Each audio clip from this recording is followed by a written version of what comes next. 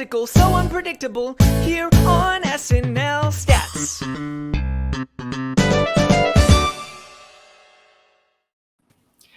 Yes, that's right. Hello, everybody. Welcome to a very special edition of SNL Stats. After 21 roundtables, 5 live shows, 4 by the number shows, superfan takeovers, interviews, we are finally here at the end of season 46, and I am so excited to talk about everything from this season with an amazing panel, guests who have been with us all the way through the season. And this is what we're going to do. So if you are live in the chat, we want to hear from you. We want to hear your comments, hear the sketches that you love while we go over everything tonight.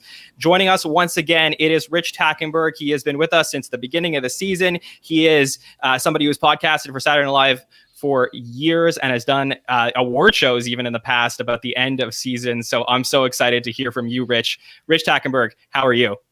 I'm good. I'm bottling up everything I have to say. I'm ready to go. So let's do it.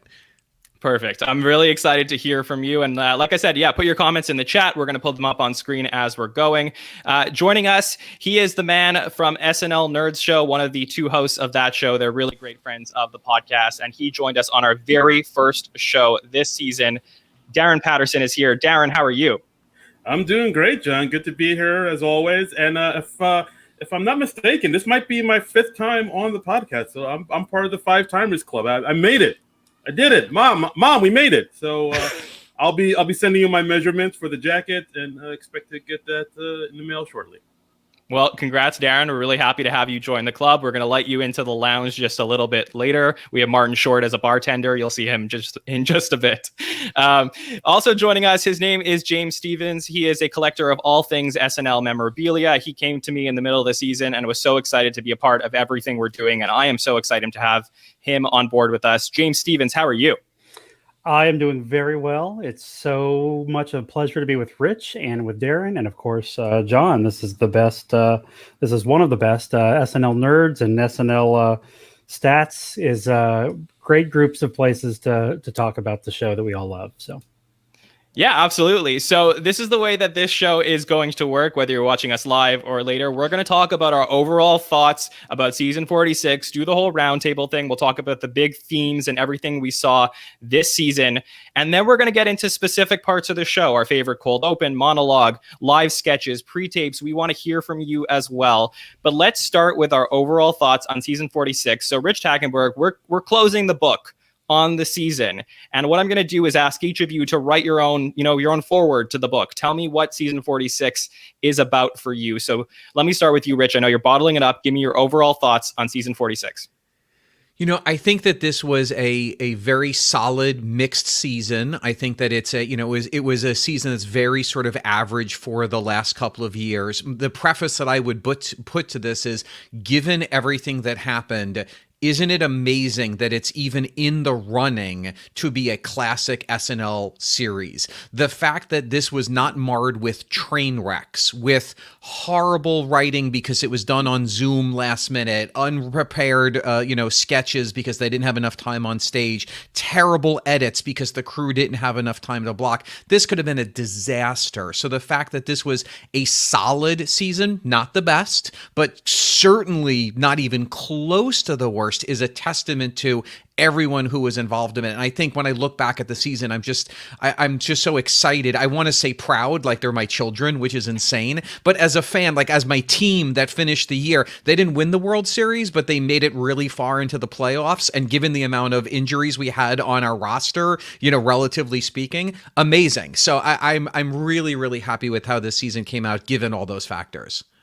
Yeah, as a sports fan, I certainly resonate with what you're saying. We went into the season talking about a few different themes, and one of them was cast members who, weren't going to be there. They were doing other projects, and I think that the sports analogy really fits in that sense, where people stepped up. Some of the younger cast members stepped up to replace those people who were gone. And then we also saw what it was like to have all 20 together. And did it work? Did it not? We're going to talk about it. But Darin, let me come to you. What are your overall thoughts on season 46? Give me the forward to your chapter of the SNL story.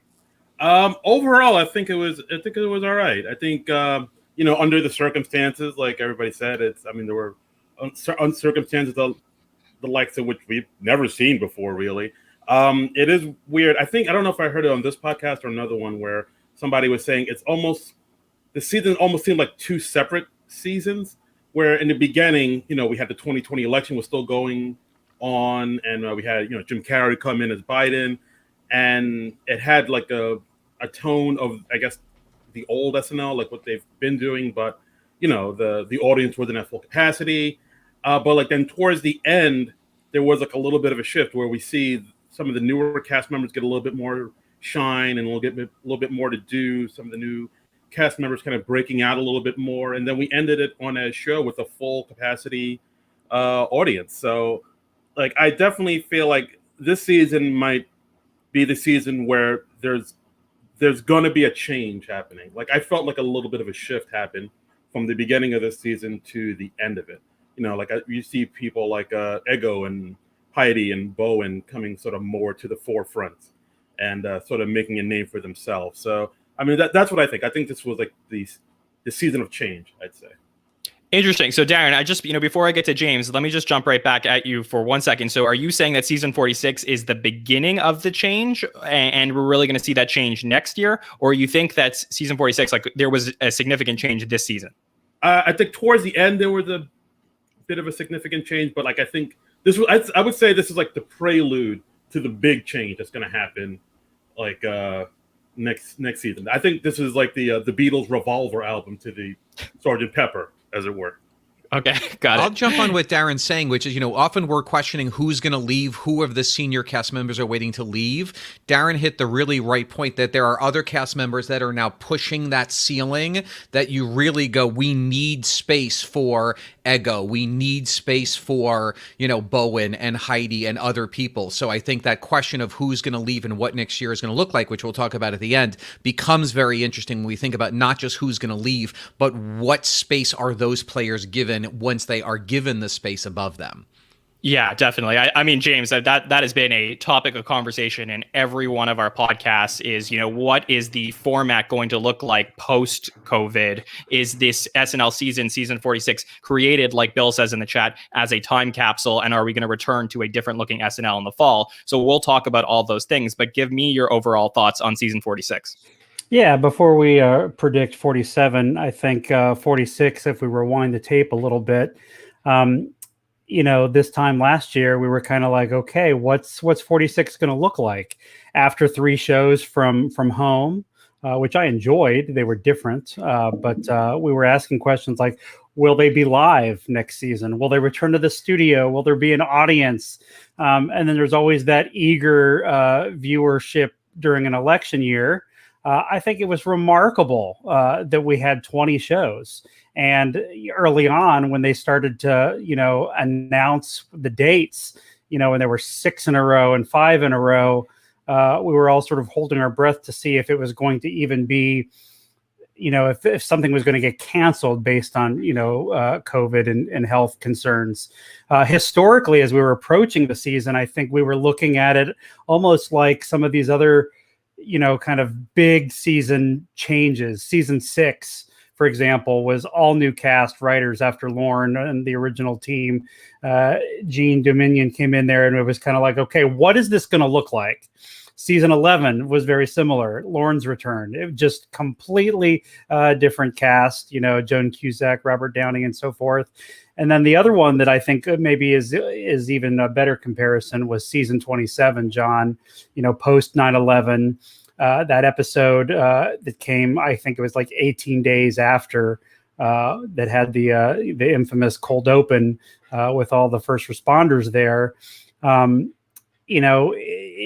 This I think was comparable as we started this to just go, what's this going to look like and what's this going to be?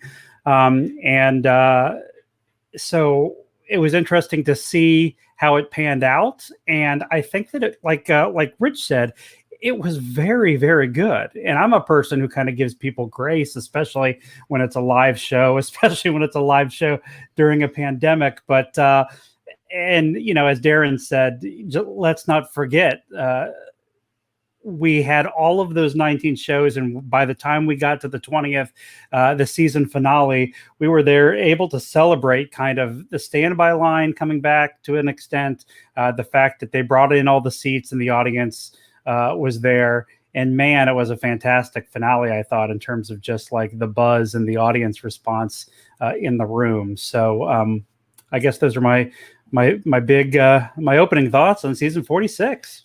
Yeah, I think those are all great points. And guys, like, I agree. I do think that the season, if you watch everything through, like, most of us did to prepare for this podcast, was go through sketches from the season. You see the progression and the change in the world through the sketches. And I think that is ultimately going to be a huge element of our conversation today is, how different the sketches are from season 46A to 46B. And one is, okay, now let's, make fun of the dark times in our lives. And now let's talk about what the future is going to look like. And now here it is. And I think like you really see that throughout the season. But for me, doing this podcast, obviously, makes me, even more obsessed with SNL. I'm even more excited about everything that we're doing. So it's hard for me to look at things in a negative light. But what I will say is that I was hoping for a change coming into 46, a change that I still haven't seen yet.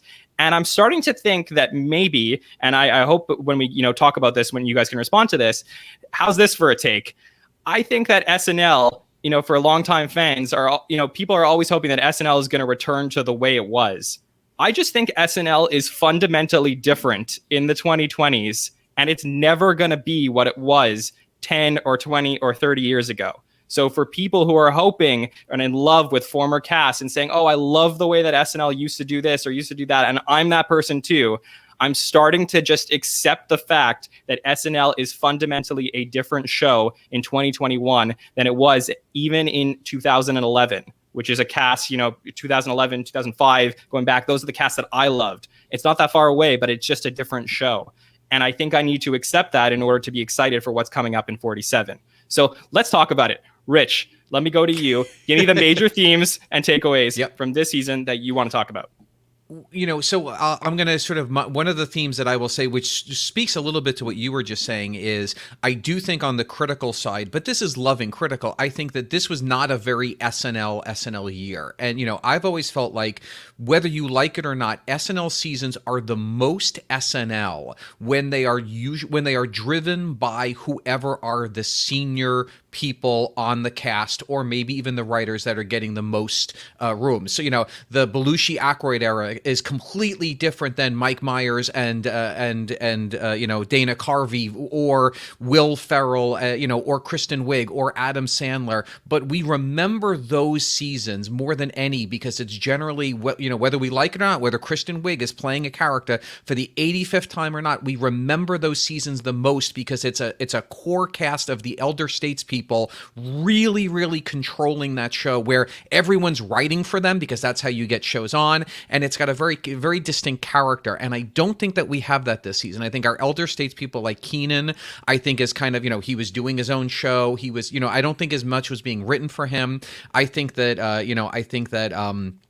Kate almost kind of peaked and then sort of went on to the other side. And I think that, because we don't have the core main senior people that are gonna are gonna be in every sketch, it ended up being a very interesting potpourri of sketches, very influenced by the host, sometimes even by the musical guest, by what was going on. And I don't think that's what I love about SNL. It also is a factor of a huge cast. I think that I understand why we kept so many people going into it, knowing people were going to be cycled in and out. But I think that is one of the themes for me. It was lack of a theme in the writing and performing because we didn't have that sort of laser focus on a couple of the senior cast members. Yeah, that's a great point. Darin, Monette, one of our regular listeners in the chat, and I believe a listener to your show as well, says that maybe Darin can attest to this better because he's a comedian, but maybe it has to do with the current state of comedy that SNL has changed overall. Do you agree with that point? And can you also give us your major themes and takeaways from the season? Well, first of all, hey, Monette, how's it going? Yeah, I mean, I do think, I do think with the state of comedy sort of constantly changing and evolving, I do think SNL does have to reflect that. It always has to move with the times like it does. I mean, I think with its writing staff and they're always getting younger and younger writers who are more in tune with what's going on and what's more culturally relevant in comedy. So SNL is always going to reflect that because of the writers. You'll also probably get like a few maybe more writers who like to be a little bit more dangerous and like to maybe push back a little bit on that, like Michael Che, Sam J when she was a writer. So they'll still have a little bit of that edge to it, but yeah, I do think as far as like the state of comedy, like SNL will always reflect that. As far as themes going forward with this new season, I mean, I've seen a few things that's changed. Again, of course, with the writing stuff, like I said before, like I do notice there's a lot more diversity in the sketches.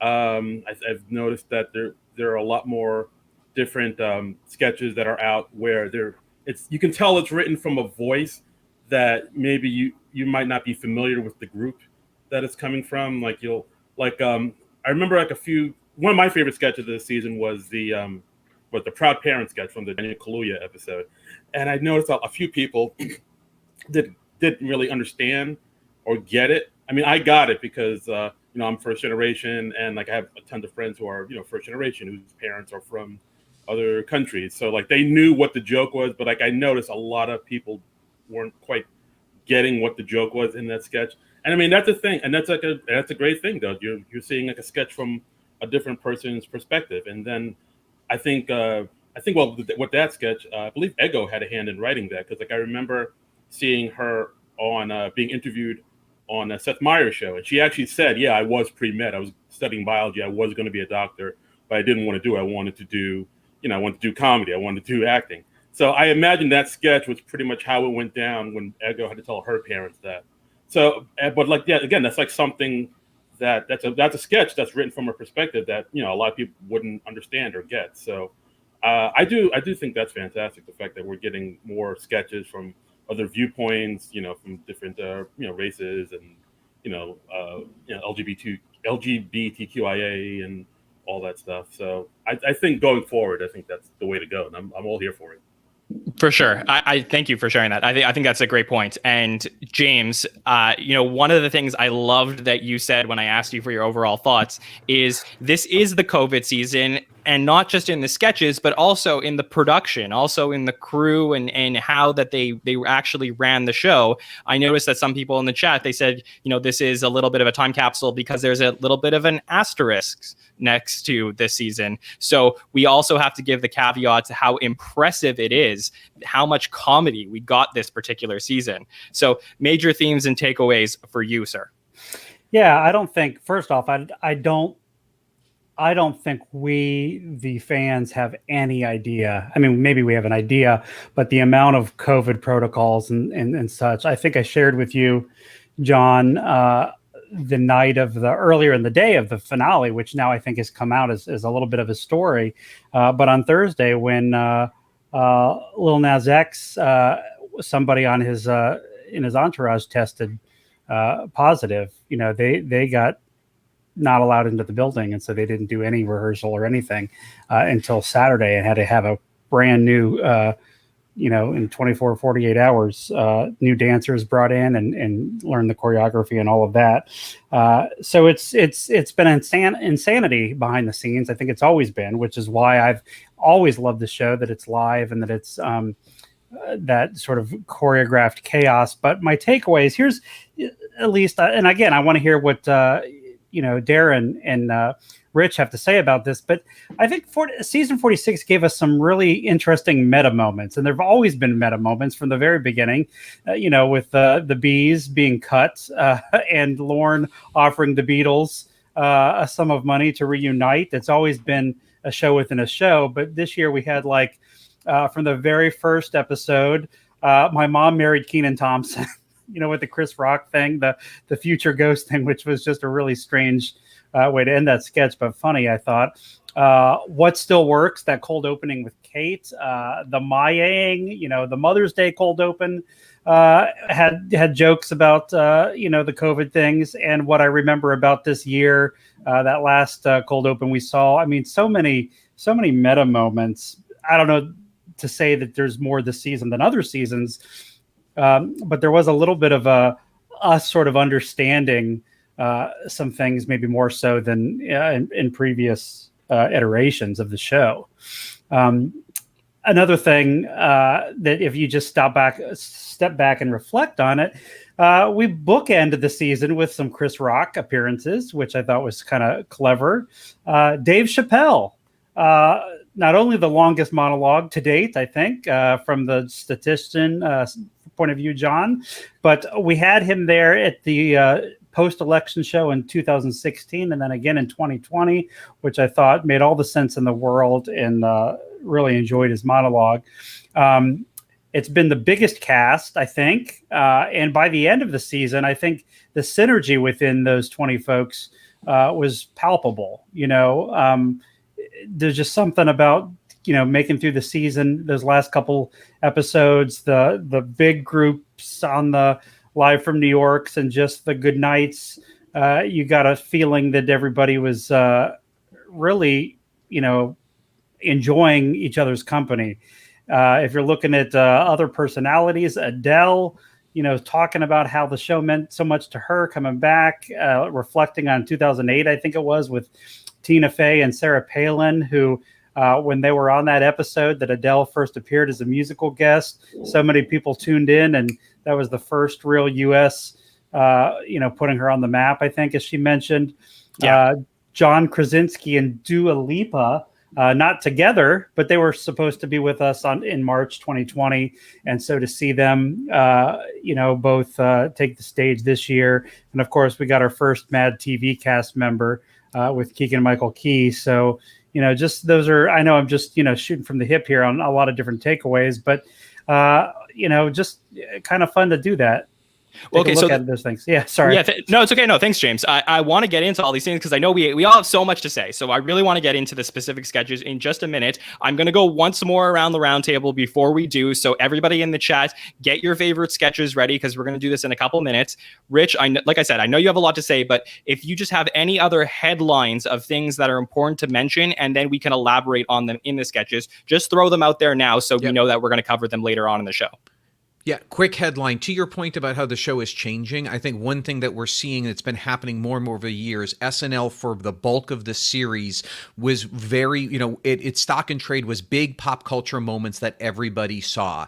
And what we're really seeing now in 2021, it's been going on for years, is there are no longer pop culture moments that everybody has seen. We live in such a fractured media universe, a fractured news universe, that as writers, I have to imagine that how do you say, well, we have to cover this because this show, this movie, this sporting event, because we live in a completely fractured time. And I think that that's not going to change in the near future. And I think it makes the job of writing SNL so much harder.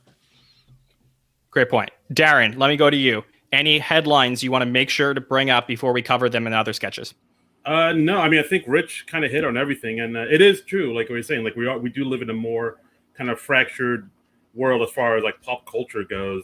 Like when they were making sketches about A Teacher, like I'd never heard of that show, or when they were doing a parody of the mayor of Easton, or Easttown, like I didn't really watch it. When rege-jean came to host, that's the first time I've ever heard of him. I never knew the guy until they booked him on the show. But we were screaming at Mayor of Easttown because we watched every episode, and yet there was tons of other, stuff that you're right, that we didn't, so it's funny who's popping with who based on just who's even watching anything. Yeah. Yeah, I know. And it is weird. I'm sure SNL knows they have to sort of capture onto those like parts of those shows that they know a good amount of people have seen them. So they know a good amount of people will get the references, but they still have to make it so that people who haven't seen it can sort of pick it up and get it. Mm-hmm. So it makes writing a little bit more trickier that way, I guess. Yeah, to our point about the world being different now, covering like SNL in 2021, this is an excellent point to jump off of. James, let me go to you. Headlines that you want to make sure to bring up before we get into the sketches. Yeah, I guess I have two. One is outside of the meta thing that I mentioned, and again, I don't know if this season had any more or less of these, but we had a lot of nodding to those folks that we lost. The rest in power moments that we had with Ruth Bader Ginsburg, with Kate suiting up and being there in the audience. We had the Eddie Van Halen clip early on, Cecily Tyson, Charles Grodin, DMX. Of course, the one that was big for me, just because I just think she was brilliant, is Ann Beats, so those kinds of things, and just like anything, the longer a show exists, or there's more of a a history behind it, there's going to be more and more people involved in it that unfortunately that we have to say goodbye to. So without getting too melancholy about it, I'll move on to the other part, which is the host thing that I wanted to mention, which is this season was different in that a lot of times, you're booking somebody who's promoting a movie. And of course, right now we're in these non-traditional releases for films. So a lot of the hosts and, even musical guests to a certain extent, I think were just really creative choices. I really enjoyed them. And, maybe this is an unpopular thought, I don't know, but there was not a host for me this season that I did not get behind. Usually there's somebody who, just in recent years, what it was 4 or 5 years ago, I'm a huge Star Wars fan, but Felicity Jones was not a good host, in my opinion. And I thought everybody did a pretty fair job. Even everybody was given a hard time about not wanting to watch Elon Musk and all that. But I thought he was, served the position better than a lot of folks have. So, okay. All right. So thank you guys.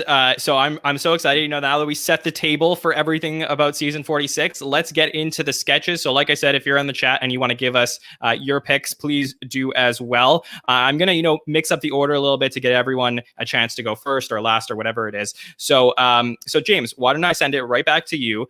Let's start with, your cold open that you would like to talk about from this season. So we had a wide range of different cold opens, some election related ones. We thought we were going to see a lot of Biden in the second half. We ended up seeing that. We got some more pop culture things. So give me your pick for your favorite cold open moment or sketch from the season. I think for me, the two, I was not, first off, I will say, and it's been said on this podcast numerous times, I was not particularly a fan of most of the political ones this particular season. The front half of the season, the cold opens were tiresome, I think, often beat for beat, from just almost recycling what the actual text of the conversation was. I really liked the creativity involved in the second half of the season, though I do have to say probably my two favorites. I really liked the last one that we saw, what I remember about this year. It had the meta feeling. It had pretty much everybody involved. It was emotional. And so was the other one that is a close second for me, which is, I think, the Mother's Day cold open. I do like when there's the musical connotation. And it's, how can you not, get a little emotional to see everybody's moms there, and how special that had to have been, especially a number of them I know had not been in close proximity with their mothers during the pandemic. So those two, for reasons that are not probably so much about humor, but I will say this, that when you have that marriage between something that is funny and something that is thought-provoking and emotional, when you can get both of those things to layer and intertwine, that is truly special. That's where the magic, I think, happens. So those are the two cold opens for me, John. Okay. Yeah, I see those are some popular picks. We also asked on social media, so we'll give some of those answers in just a bit. Rich, let me head over to you. Cold open that stood out to you this year. Certainly from a meta moment, the last one was the most perfect encapsulation of the season. But I am going to agree with the chat that I thought the Minnesota news was just so great. And, it was very much, what Darin was saying before about, diversity of voices in the writer's room. I felt like this was a great example, the sketch where where it's two black anchors, two white anchors talking about, what was going on, in the world at that time. And, I feel like what we've been seeing more of up to this season was a chance for whether, regardless of, whether it's, race, it's LGBTQ, we've seen more sketches where people get to focus on the things that they're talking about. And this, I felt like, was the beginning of where we actually got to hear where people, of different that are different than me, how they're thinking, and it was interesting to be one of those white anchors. I mean, those two characters were me, and I'm the politically correct liberal person with and for them to be challenged, for Kenan and Ego in that sketch to be challenging, Kate and I think it was Alex. They were challenging me in a way that made me question certain things, and in a fun way. And I would say the best way to educate is through humor, unless you're trying to educate, and then it's not funny. But I think that's what I just loved about this sketch, was really seeing the other side of a topic that I didn't even necessarily know I was completely on the other side of. So I love that sketch. Great points. Darin, cold opens for you. Yeah, I mean, I gotta agree with both Rich and James. I do agree, like, the first half of the season, since we were in the election, it was all like, Alec Baldwin doing his Trump impression for the umpteenth time, and Jim Carrey doing his Biden, and him not quite nailing it. So, like, for the first, like, I guess 4 or 5 episodes, it was just that cold open over and over again, and they ran kind of long, and they just never really meshed correctly. And it wasn't until after the election happened, then the cold open started to change and get a lot better. They started switching it up. We started seeing the Britney Spears show and whatnot. But as far as favorites go, yeah, I got to go with Rich and James. I mean, the cold open for the finale was pretty perfect. I mean, it was a 7-minute long cold open, but it didn't feel like 7 minutes, and everything in it seemed like necessary. Like, you needed everything in there to just touch on all the insanity and craziness that we went through this entire year, this entire season. People in the audience reading their medical textbooks while the show's going on and whatnot. So that was one of my favorites. And Minnesota News. I was really surprised to see that as a cold open, because that really feels like a type of sketch that you'd see like in the middle of the show. You wouldn't want to open a sketch with, this thing about race and the Chauvin case and George Floyd. It seemed like almost too strong for that. But, like, I don't know, it was really well done and really fantastic. And, just like a nice little 5 minutes, like in, out, bing, bang, boom. That was really one of my favorite cold opens. That, and I'll give a nod, because like I'm seeing in the chat, the No More Masks cold open, where all the doctors come in and reenact scenarios about wearing masks, and then we see McKinnon as Fauci. I did get a kick out of that one too. Yeah, that was great. Darin, you made such a great point. We talked about the differences between, the fall and the spring. And I do feel like the cold opens are perfectly representative of how much, or how different and how much kind of better in quality some of the shows were in 2021. I do think that the cold opens were significantly better. We talked about the Miley cold open and the What I Remember About This Year from Anya Taylor-Joy. And what my point during those, roundtables that we had was these cold opens made you cry, but also made you laugh. And I think that's what is, memorable about them. I will also give a shout out to the rege-jean Britney cold open. Now, I know a lot of people didn't love the audience that night. I think this is going to be a theme when I'm discussing my favorites for the night. I loved it. I freaking loved it. I've been holding back the entire season saying how much I loved that particular episode. I love that the crowd was going nuts. This is what I was bred for. Right. I was bred to watch SNL with a large crowd. It's a show. It's a live show, and it should be that way. And it really signified that, things are getting back to normal when you heard that crowd go nuts. So I absolutely love that cold open. And I'll also say one moment for me that I really do love, which was when Alex Moffat came out as Biden during the wig cold open. That was a great freaking moment. That was amazing, because we all heard the news a few hours before that Jim Carrey was not going to play Biden. We didn't know what was going to happen. It ended up being a little anticlimactic for the rest of the season. But wow, I was so excited to see Moffat play Biden. So I just got to shout that out. Darin, I'm sorry. Were you going to say something there? No, I was just going to say, like, Speaker of Truth, that you're finally coming out and saying I enjoyed the Rege-Jean Page episode. Yell from the mountaintops, my friend. We support you. I loved it.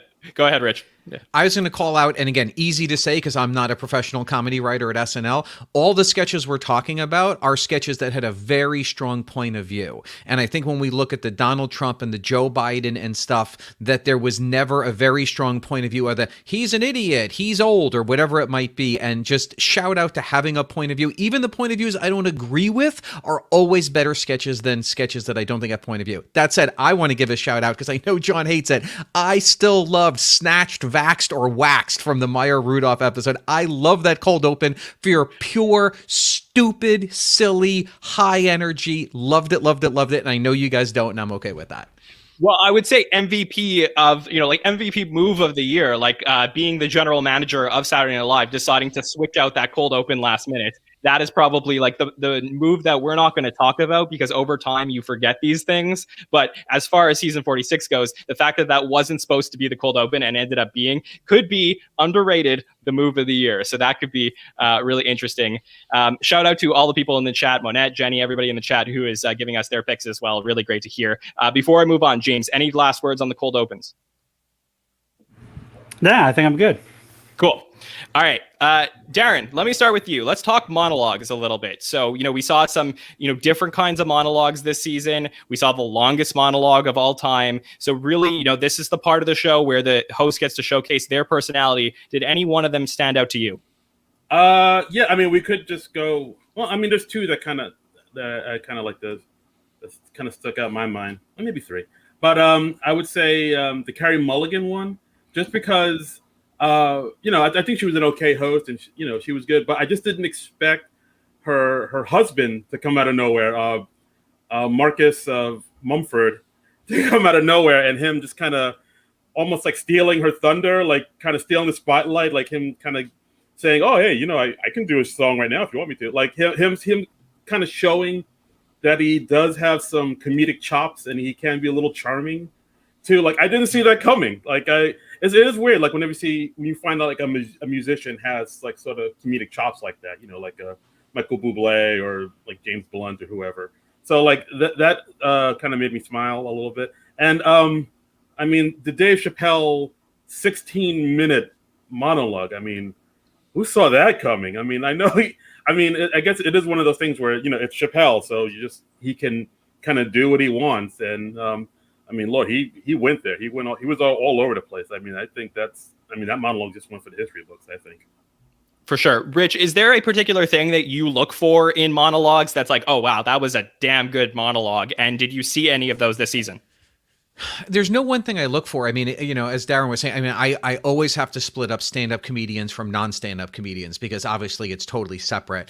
On the stand-up comedian side, obviously Chappelle was great. I thought everybody was great. The thing that I was happy to see in almost every, maybe not Mulaney, but Bill Burr, Chris Rock, Chappelle, is they all made jokes that I absolutely don't agree with, that politically I thought were completely over the line or inappropriate or whatever it might be. And I love that. I love that we're getting out of catering to a very specific audience of SNL. And, Bill Burr said things that I was just like, what?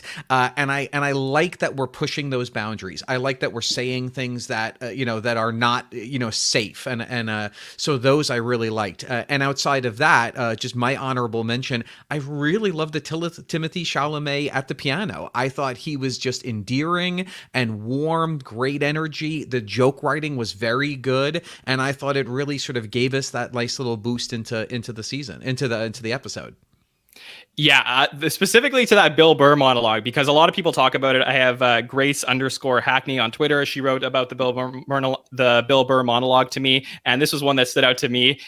The line where he says, "If you don't wear a mask, that doesn't bug me. If you're dumb and you want to kill your own family members, that's fine with me." Like at the time, like everyone's like clutching their pearls, like, "Oh my God, I can't believe Bill Burr said something like that." But in retrospect, it was like, "Oh, okay, yeah." During a really crazy time, he was willing to be different. And he was willing to call out things that people weren't necessarily thinking of. So I really loved that perspective.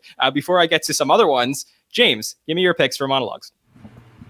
I loved Kaluuya's monologue. I thought it was funny. I enjoyed seeing him so confident and controlling the room. The Chappelle monologue was just epic. I think not just because it was so long and the timeliness of it, but I love his intelligence, his brilliance, and it not being overly political at a time where it could have been. You know, you don't often hear people say things like, "Remember how the other side felt 4 years ago." When everybody's celebrating, and however he was playing that, and it was emotional. He talked about his grandfather, I think. But I think that there's a tie for me between.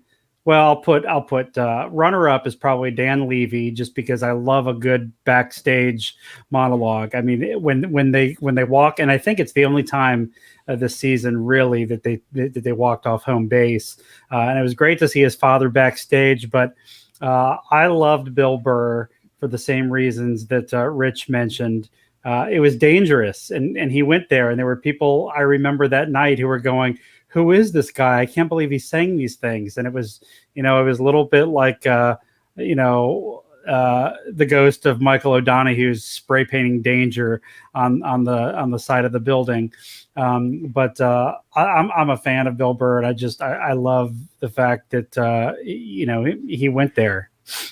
Yeah, that was wild. And at the time, I was just surprised that they even booked Burr, because it felt like something they would have done a while back, not now. And the fact that they were still willing to make that choice for a host was really interesting to me. But yeah, you guys brought it up. I mean, the Dan Levy monologue, to me, seeing Eugene Levy in a glass box was great, because one of my favorite things about SNL, I always like to say, there's nothing that, makes you feel good when you go back and you watch all the old seasons and then you see people cameo. And just to see the historical nature of Eugene Levy in the glass box, knowing that we weren't getting many cameos this season, that was really wonderful to see.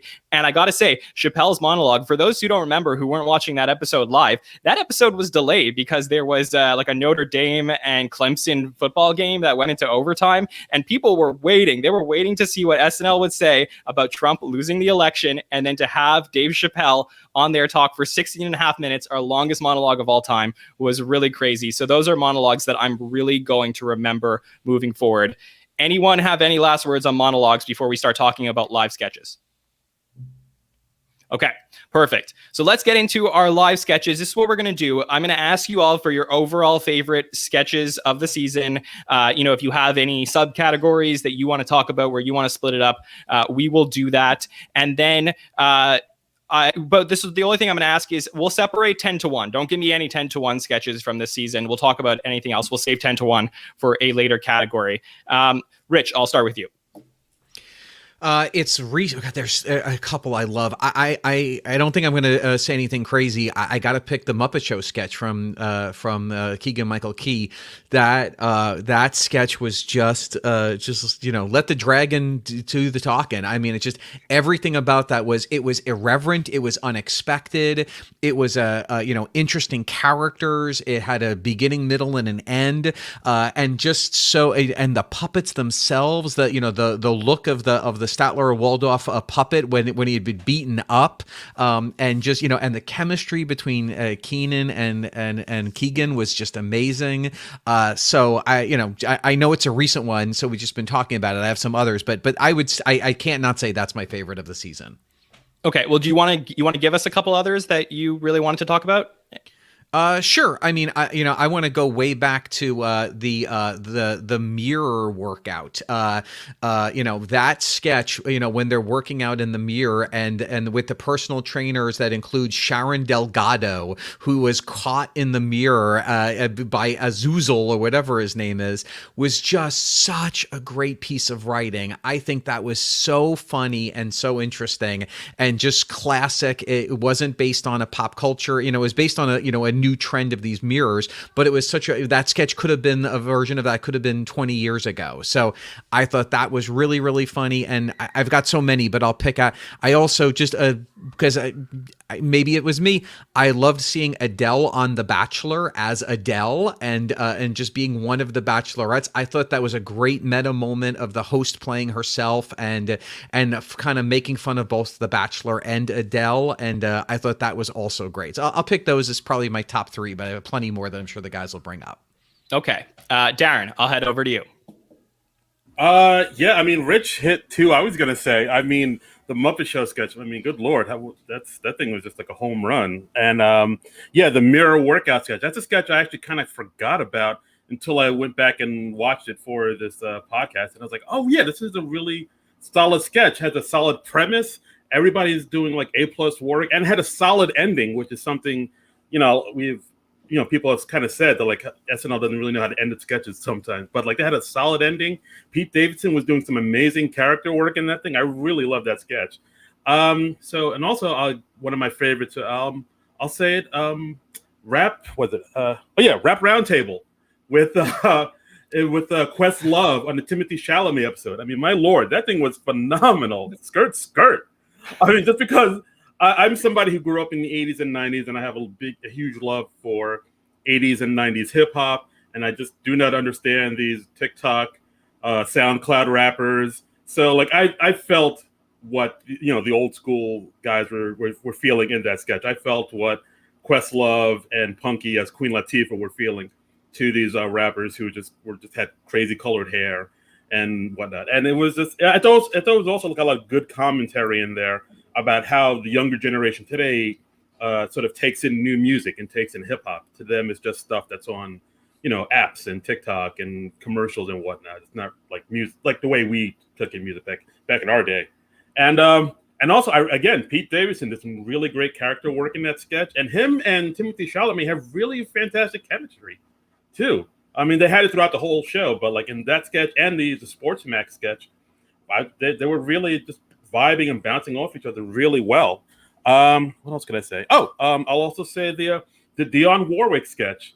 One of the first times where we got to see Ego like front and center in a sketch, and we could really see what she could do. Like she was, like it was all her. It's her like thing to anchor that whole sketch, and she did it masterfully. And we got to see like, oh wow, no, this new cast member, she has like chops. She can really like do a whole lot of stuff, a lot more than we thought. So that was one of my favorites. And what else would I say? I'll say sorry, I'm just looking at my notes.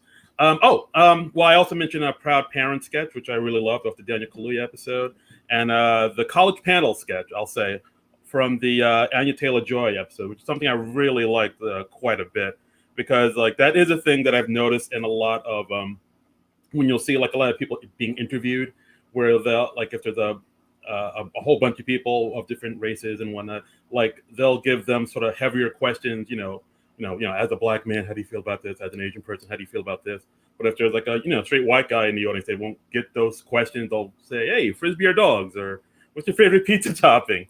And like, right. I just love the way that sketch kind of goes on about how, and they show it too. Like as the sketch goes on, the questions for Bowen and Punky get more darker and heavier, and the questions for Pete get lighter and happier. And like, it's a really solid sketch. I really dug that one as well. And that's it. I'll shut up now. No worries. Also, guys, if one of you manages a sketch that somebody else like really wants to talk about, feel free to jump in. I want this to be open for all of us because there's a lot of different sketches. And just to clarify for everyone in the chat, we're talking about live sketches only. So we're going to talk about pre-tapes in just a bit. I see some of you naming those as well. So James, let me head over to you. Give us a few live sketches that you would really like to talk about.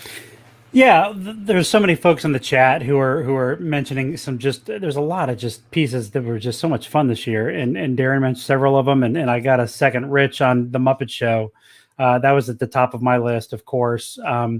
I will say, in addition to that, the 8th grade boy in me or whatever just always is amused each time I watch What's Wrong with This Picture. Just the silliness in that one just gets me. I mean, I know what's coming and still laugh. I think the Hollywood Squares from just this most recent episode was pretty brilliant as well. And the last one that I'm going to mention here, because Darin and Rich kind of said, the ones that I equally want to embrace, is one that others might look at me with through a strange lens, perhaps. And when it actually started the sketch live, I was like, not another Bachelor. But the one with Adele, I thought was a lot of fun in the way it presented her the opportunity to sing. And for those of you that know a thing or two about production, the production end of doing that one was quite difficult. To get the monitor in her ear and to get the music bed underneath. My wife and I we just really enjoyed that one to hear. Adele was not the musical guest, but we got a little snippet of a few of her songs and just the reactions from the other members of the cast who were playing the straight people, just annoyed by her was I don't know. I just maybe goofy a little bit, and then of course the Don Roy King decision to pull back at the very end of it to close it out. I enjoyed that. Yeah, and I think there was also a cut Bachelor sketch from the rege-jean episode that we never got to see. So just a quick background about that. So for my picks, I mean, guys, Darin said it. The Proud Parents sketch from Kaluuya was something that really stood out for me. And the reason being is that I really feel, and maybe this will be part of our discussion before we get to pre-tapes, is I feel that the quality of live sketches is the weakest point in the show at this point. And I don't really know why. I do feel like the live sketches, and it could be a COVID thing, but the live sketches were much higher in quality a few years back, and the pre-tapes have just gotten so good that I don't know if it's taking down the quality of some of the live sketches. But this Proud Parents sketch to me was like perfect from start to finish. If there's anything we learned from the pandemic, it's that the world needs more poets. Oh no, we're bleeding. Is there a poet in the house? Like everything there was so great.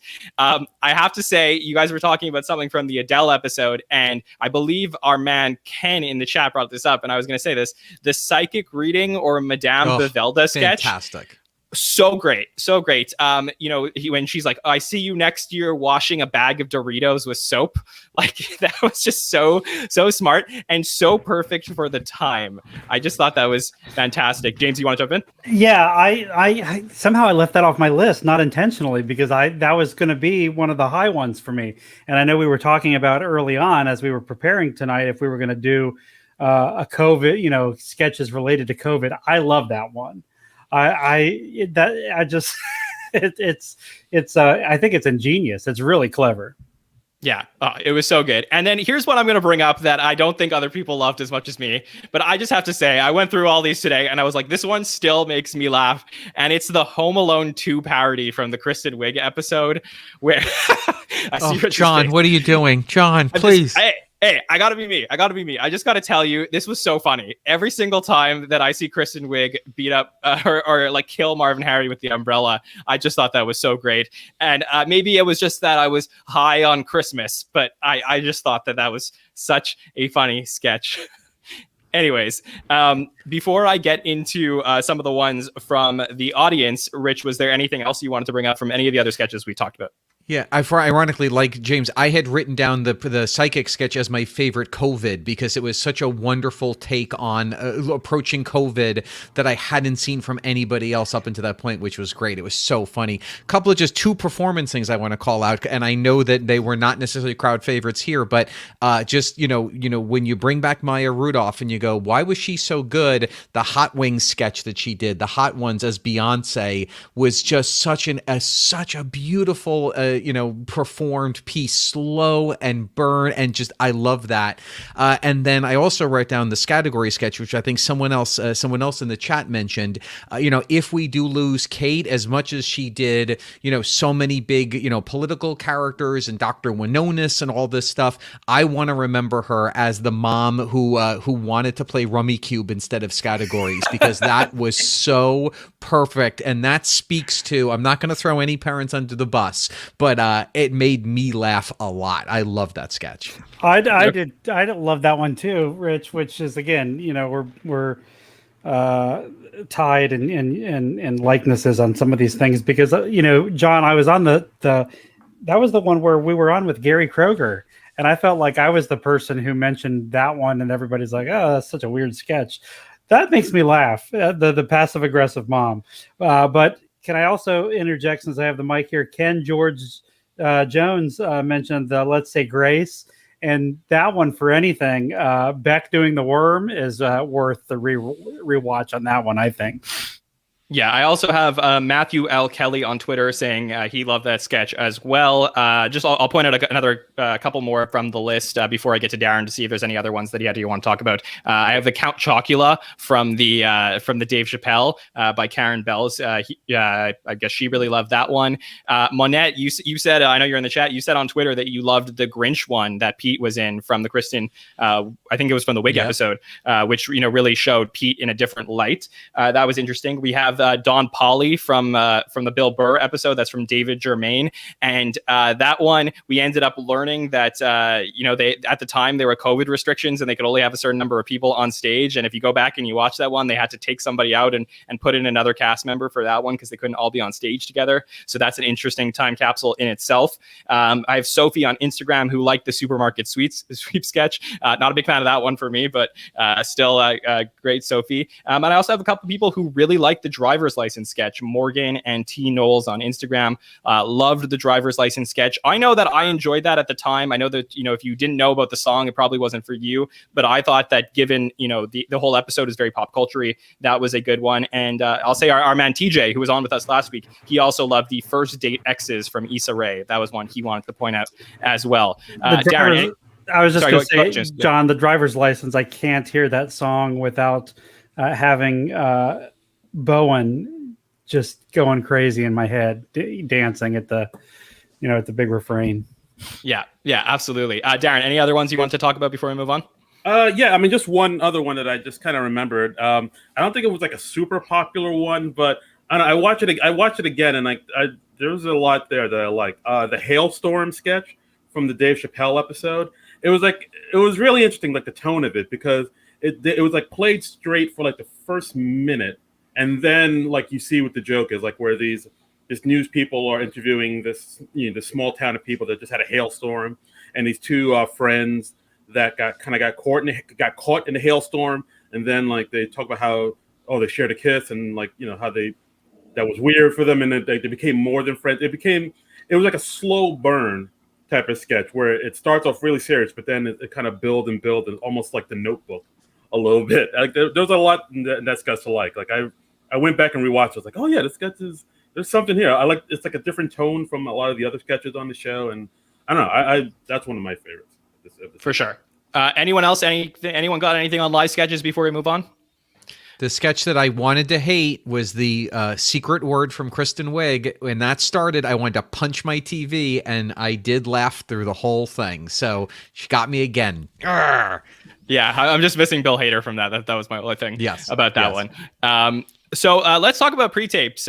For me, guys, I really felt, and chat, tell me if you agree with this, I felt like we were on a string of episodes where there was a great pre-tape in every single episode. And you have to go back to the digital short days for there to be that high quality of pre-tapes in a certain period of time. And I don't know what it was about this season that the magic just seemed to click, but it seemed like everybody had some great ideas for pre-tapes, and we're going to get into them. So James, let me start with you. Tell me some pre-tapes that you want to make sure that we mention.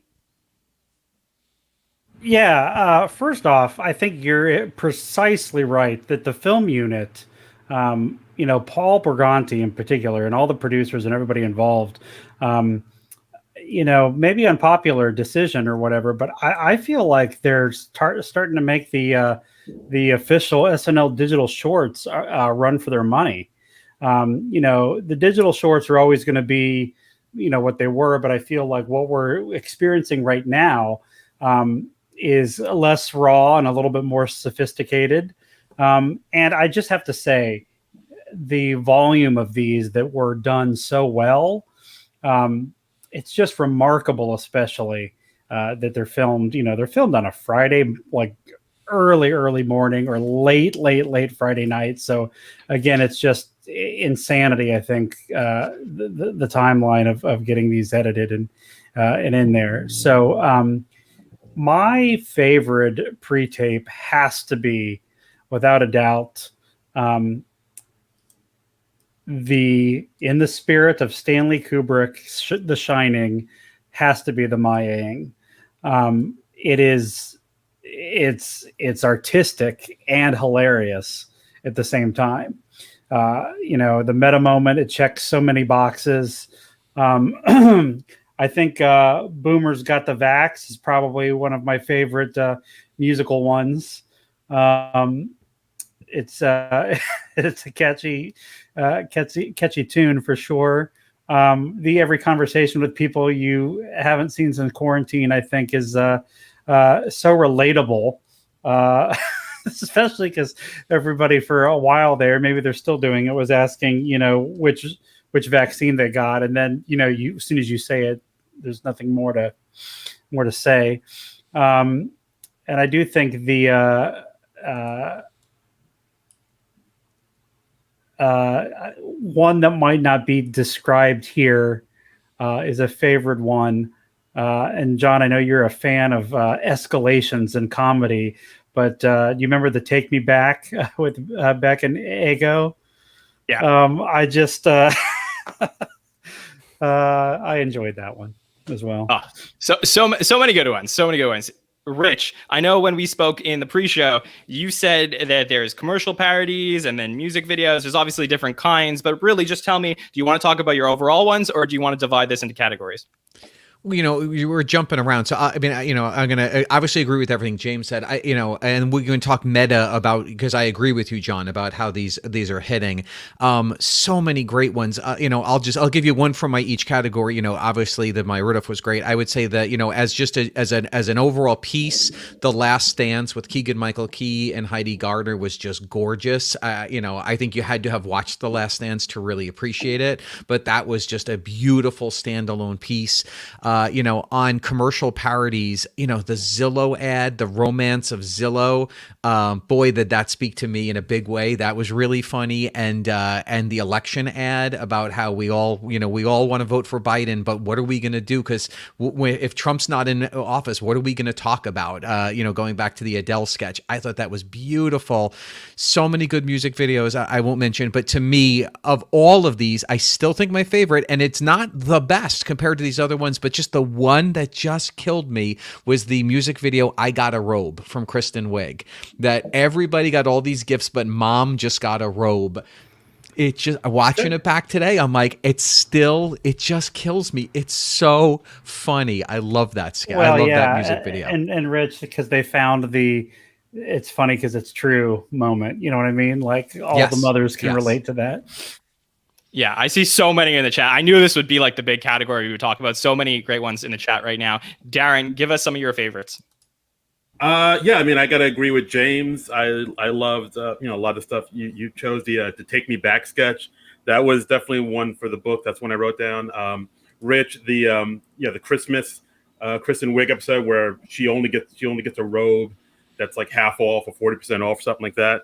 I have a ton of pre-tapes that I really liked. But I'll start with the one that I really loved. That the one I think is pretty damn perfect. It's got to be the December to Remember Lexus car commercial. So from great. the Timothy Chalamet. It's shot just like the Lexus commercials. Heidi's doing some like A+ acting in that scene. Like Beck is always good as the big goofy dad. Mikey comes in as the incredulous neighbor, and is like the way it's set up and how Beck just presents his wife with the car for Christmas like they do in those commercials, and the way the whole thing just turns. I'm pretty sure it's Aper. Oh right, Aper, exactly. All that, he doesn't know what an APR is. He doesn't know that you have to make monthly payments. It all and the way it just spirals downwards, and he has an earring to impress his son's girlfriend.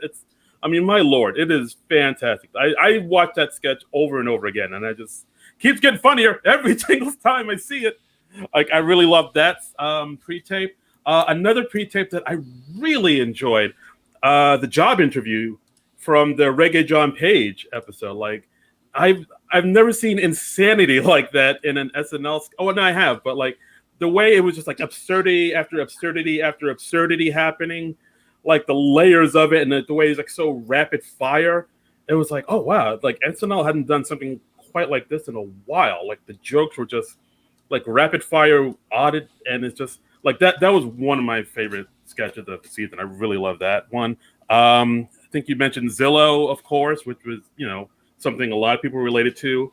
The Peloton ad from, which one was it? The Regina King episode, where it's like a bike for people who only respond to like negative reinforcement. That was a great sketch. 5-hour empathy from the the Issa Rae, where it's I mean there's some great commentary in there too, where it's like a little empathy drink where you could take it, you can understand the oppression that people have gone through, people of color and whatnot. And it's Beck saying, "Oh yeah, I'll take it, and he just never takes it. I don't know. I still think about that one quite a bit. It's still fantastic. What else would I say? I'll say that. I'll say, of course, the Stew sketch, Eminem Stan from the Jason Bateman episode. I mean, like Pete Davidson was like I think we'll talk about it later. But this was like the season of Pete. Like, I mean, he's been on the show forever, but like this season, he really put it up on another level this season. All those sketches are fantastic. Strolling will be the last one. Strolling, where it's like you think it's like this fun little like music video, but it's actually about voter suppression. I mean, I don't know. The pre-tapes this season were pretty fantastic. Yeah, I can't say enough about all of them. I mean, we talked about, ones that stood out to me, Strolling for sure was definitely one. Stew, which was that Stan parody. That to me was like the first one where I was like, oh, okay, Pete's really bringing it this season. And that really like set off a path for him, which I guess we will talk about. The Negotiator from the Regina King episode one, that to me, I thought was, maybe it wasn't set in reality, but that one I thought was pretty good. I also felt like, I know some people in the chat brought up Loco. To me, Loco was a perfect, I know it had, COVID themes to it, but it was like an absolute banger and would have been playing in clubs if, clubs were open during the time that it came out. So I feel like that one is an underrated pre-tape. The Bachelor Party sketch, I think we went live after that one and I was on the panel and people were going nuts talking about that Bachelor Party sketch about, boners next to my friends. Then Weird Little Flute. I know it wasn't for everybody, but I just felt like there was a lot here too. And really like The Last Dance, I have to say, we talked about how great of a season this was for several people, but really as Heidi is, moving her way up to being one of the more experienced performers on the show, this was like the cherry on top to an excellent thing that she had been waiting to get onto the show. So I was so impressed with that. And then finally, Picture with Dad. Just that sketch last week, that one where Beck just shoots himself in the nuts, and it was so great. So that was awesome. Is there anyone? I just have to get my list together for ones that I want to read out from the chat and from people on my list. Is there any other ones that you guys want to talk about just quickly while I do that? Rich? No, I was one theme. Well, you know what I'll say, but a theme to sort of I'll say it now. It's just that when we talk about sort of live sketches versus the pre-tapes, because we've seen this for a few years now. I think, and you can never say overall, but generally what I find with SNL is that when we talk about the live sketches that we loved, like the Muppet Show and the Mirror, and a lot of these, it's big performances. It's big characters, big performances that really feed off the live energy. And the pre-tapes that I think we like really, other than like music videos or something, it's very subtle. So, whether it's the Last Dance, or whether it's the Lexus commercial, or whether it's, the Zillow ad, or even I Got a Robe, what we're seeing real subtlety in the pre-tapes. And I think that what we're seeing is this cast does better with subtlety than they do with big over-the-top characters, the way that maybe the, Bill Hader, Kristen Wiig, Jason Sudeikis seasons were, or the Dana Carvey seasons were. So I think that's why we're seeing these really lovely, wonderful little captured moments that are making us laugh more than sketches with these same players. Again, I'm overgeneralizing. But the other thing I wanted to say about that is, most of the pre-tapes that we liked were 1 minute, 2 minute, 2 minute 30. I would love to see SNL do more live sketches that were 3 minutes and out, 2 minutes out. And I know that there's a production issue around that, but I do wonder if some of the other live sketches that we liked but didn't love were cut from 6 minutes to 2.5, if we would have remembered them the way that we remember some of the pre-tapes. Interesting. let me just read out the list from other ones that people brought up. So Nicole on Twitter posted about the loser sketch from the John Krasinski episode, which was a little bit of a coming out party for Dismukes in 2021, who I felt had a great second half to the season, with the momentum going into 47. There was the Sam Adams sketch, which I believe was brought up in the chat, also by Richard on Twitter. That was from the Bill Burr episode, which I think was a highlight of that particular episode. Tiny Horse, which a lot of people loved. I still see, I know this is huge in like the TikTok community and on Instagram. I had Jacob Reynolds and Jenny in the chat also brought up Tiny Horse. We have a teacher from the Kristen Wiig episode, Joe, in the chat, and also mentioned on Twitter about the teacher sketch or pre-tape from the Kristen Wiig episode. And then Darin on Twitter also brought up Murder Dirter, which some people who actually watched Mayor of Easttown seem to like Mayor of Easttown. That was really funny. Yeah. Yeah, really great. Okay, so let me do last words on pre-tapes. James, did you have anything? Did we mention the Christmas conversation? Mom, I'm not coming home. Did that one? The one more like sappy. Yeah, did that one get mentioned? No, I don't think so. Yeah, No. Go for it if you want. No. Yeah, I thought again, Rich, kind of the passive aggressive mom. What's the game? Again, anyone that can relate to that. I mean, it's the same thing. Like, Mom, I can't come home for Christmas, and it's like, oh, we understand. You just don't love me anymore, kind of thing. I did think that was good. I just thought of that one as well. So, yeah, really, really excellent pre-tapes. Darin, any last words on pre-tapes before we move on?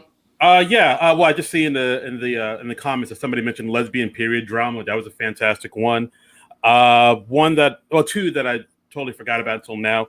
The eBay sketch from the Issa Rae episode, I really liked, like how it kind of touches on how people now, when they were in the lockdown, they had all these big ambitions, like, oh, I'll take up learning how to play guitar, I'll learn crocheting, and it's been perfect for eating your nachos, Darin. Exactly, and then it becomes a commercial for eBay saying how you can just sell back all the impulse buys you had. I liked at the end they had that thing called pre-bay, where when the delivery guy delivers the impulse buy that you just bought, he can just put it in a box, tape it up, and bring it right back. That I thought that was hilarious. So great. I also like the very end how they said, if you have children, this is not for you, because I can relate to that.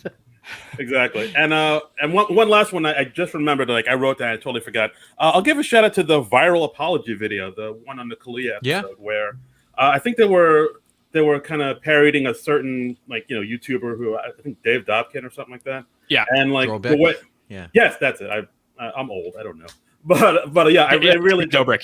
Yeah. Yes, Yeah. like I really dug that sketch about how like they do these pranks and then he has to do an apology video because he's losing endorsements, and then he has to do another apology video, and suddenly he's doing so many apology videos, like all he does is apology videos, and he gets endorsements and likes for that. Like I don't know. Again, there's some really interesting commentary on that one. I really dug it. Yeah, guys, for this, hopefully I'm not going to completely derail this thing because I do think we have a good system going for it. But I just want to ask all three of you very quickly. You don't have to give me a long-winded explanation. But if I had to ask you to pick one pre-tape, you had to, all of the rest of them get thrown out at the table read, and you had to pick one that you were like, I'm going to show somebody this one from this season. I'm just going to ask you for it because I think it's an interesting question. Rich, pick one for me. I'm going I Got a Robe, Kristen Wiig. Okay, Darin. December to Remember, Lexus commercial. Okay, James. The Maya Ing. Yeah. I have. Oh man, Those so are three tough. good ones. John, Those what are three about really you? good. I think I have to go Picture with Dad because I just think that you can laugh about that at any time. If you're having your worst day, you can watch that and still have a laugh. So I think that was it. If I'm not going to say the Maya one, which I think was just special for a lot of other reasons. So no caveats there. I'm going to go with Picture with Dad. The Picture with Dad is good because, and you guys mentioned this last week on your thing, is that it has several layers of humor. Yeah. Exactly. Okay, so we talked about the pre-tapes. Let's talk about Weekend Update. So for everybody in the chat, we want to hear your moment on Weekend Update that really stood out to you. So could it be a moment between Che and Jost, or is it a guest that joined the update desk this year? Darin, let me start with you. Give us something from Update that you want to make sure we talk about. I mean, there's two moments from Update we have to talk about. Like it's got to be said. I mean, you just got to talk about Bowen Yang as the iceberg that sunk the Titanic. I mean, Number one on my list. Number one, Darin. Yeah, I mean, what you have to talk about it. It has to be done. I mean, just wow. Let's say, I mean, from the concept, like, how do you even come up with that concept? It's, I mean, I mean, it's there's just so many levels going on there. Because, like, how do you come up with the concept of coming out as the iceberg that sunk the Titanic? I mean, why? Like, how do you even think of that? Like, it's not trending or anything. And how do you have it that the iceberg is there on Weekend Update to promote their album? It's it's such an odd and bizarre and silly concept, but at the same time, it's actually kind of smart and kind of brilliant in a way. Because, I mean, if you do think about it, because like in books and history books, they always say the iceberg that sank the Titanic. And if you think about it, you're like, wait, no, that can't be true. It's an iceberg. It's not a living thing. It's not the aggressor. The ship hit the iceberg. So why do they keep saying that? So once you have that, then you think of building up the character. Then you have him come being a person who trying to sell an album. And I don't know, Bowen Yang, he really just knocked it out of the park with that one. Like, I think that was like kind of the star-making moment for him. I mean, we've all known he's been really good in sketches here and there, and he's had, kind of breakout moments here and there, like, Chen Biao, Fran Lebowitz. But I really, so great. It's another one. But like, I really think once he was that iceberg, and then that went viral, that's when everybody started taking notice of him. And like, I'm here for it. I thought that was like a phenomenal Hall of Fame performance for him. Yeah, those are two great ones. Rich, what do you think? Give me your moments from Weekend Update. Second everything Darin just said. Bowen Yang as himself talking about certain issues was really, really wonderful. But the iceberg was just so great. I want to call, even though there was no one, to me, the cast member who was the MVP of weekend features this season was Heidi. I mean, Carla, the cocaine addicted wife, Bailey Gizmert, the Instagram influencer Landis Trotter, the volunteer program director who's dressed like Freddy Krueger. She did two other, I loved, it felt like if anyone lives in LA and ever got to go to the Groundlings, like these were like the great monologues of just new characters, really interesting, really different. So while I think Bowen's were just great, all of hers, I love seeing her in Weekend Update. And I feel like that's a great niche for her. The way that we remember, Adam Sandler really had a moment where all of his characters, Opera Man, just hit the zeitgeist. I think she's really hitting a zeitgeist there. I don't want to let James have a minute, but I will say, as far as saying goodbye, there's nothing like Cecily as Janine Pirro. I mean, we just had it, but that was one of the great goodbyes, assuming it's a goodbye. And for me, one of the most fun pieces was just the gang as the Village People, singing the Village People, and so politically incorrect and so dumb, but also had a real point to it. So a lot of great features for me this year. Yeah, there was a lot, and the iceberg consistently gets brought up. We asked that on Twitter and Instagram, and people just kept saying iceberg, iceberg, iceberg. People loved Bowen as the iceberg, so that was a great one as well. And I loved all the ones you guys brought up. James, let me send it over to you. What were your favorite moments from Weekend Update? For sure, I love the banter between Colin and Che. What episode has the best jokes? I'm not sure. I will say one of my favorite kind of reoccurring things is a photo up here of Mitch McConnell, and then always seen here calmly watching an injured puppy trying to cross a busy highway or something. I've been, my brother and I talked about this. Wouldn't it be great to take all of those and just piece them together in a video? Would be would be fun to do. You mentioned Heidi, Rich, who is just fantastic everywhere she is. The desk behind the desk is fantastic. Jon, as the stats guru, am I correct in that Heidi and Kate are tied for the top place of the most Weekend Update appearances at the desk this season?